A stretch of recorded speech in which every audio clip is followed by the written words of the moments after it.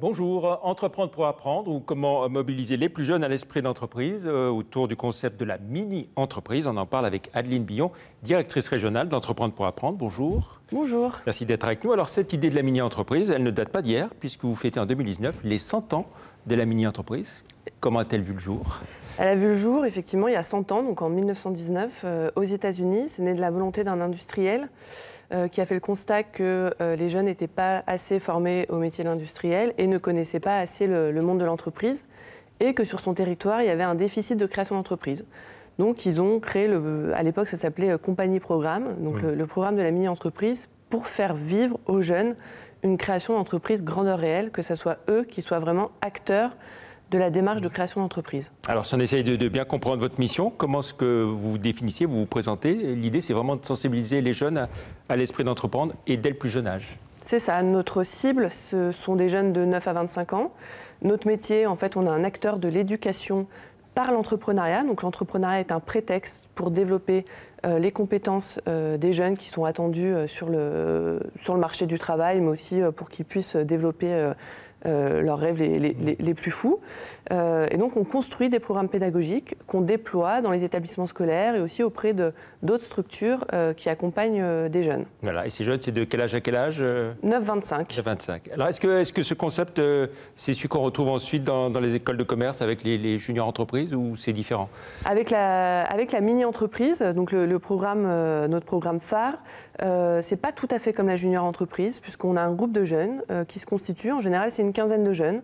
C'est eux qui trouvent l'idée, donc ils passent vraiment par une phase d'idéation, quelle entreprise j'ai envie de créer, et ensuite qui mettent tout en œuvre pour réaliser cette idée. Donc ils se constituent en équipe, on va avoir le dirigeant de l'entreprise, on va avoir le responsable de la communication.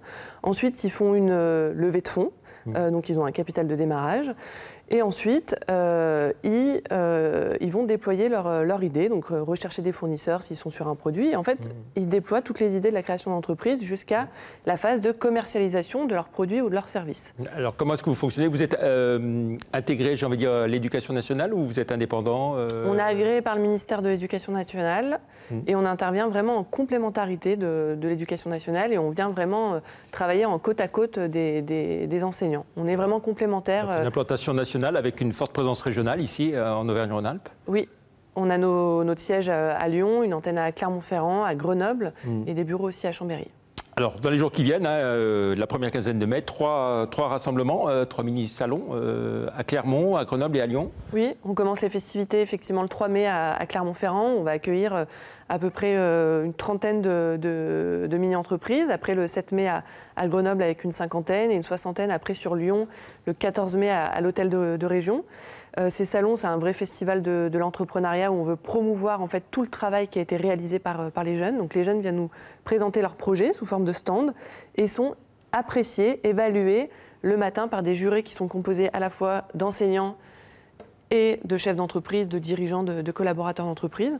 Et les lauréats se vont revoir une remise de prix. Voilà, des lauréats. Il y a des témoignages aussi tout au long de la journée, où c'est chaque groupe qui présente sa mini-entreprise. Chaque groupe, ils sont évalués sur stand, voilà. Ils viennent pitcher aussi leur projet. Il y a aussi beaucoup d'animations inspirantes pour ces jeunes pour continuer à les faire grandir, donc qui sont réalisées avec des partenaires.